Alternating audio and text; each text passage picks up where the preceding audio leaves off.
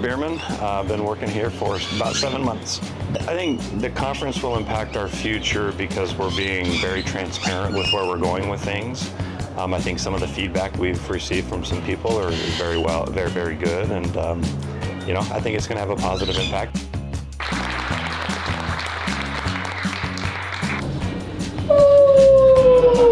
We've been talking about this.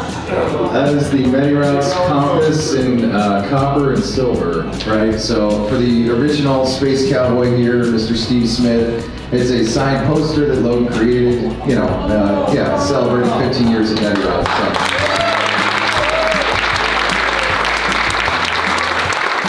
So. My name is Leandro Puca. I'm a head of design, and I'm working here since 2.5 years now. I think that this is impacting our future with being the first in the market to do things how we are doing it. We are spending a lot of time and energy on designing the best software for dispatching NEMT, and I think we are reaching that result now that we have all this team available to work for this industry.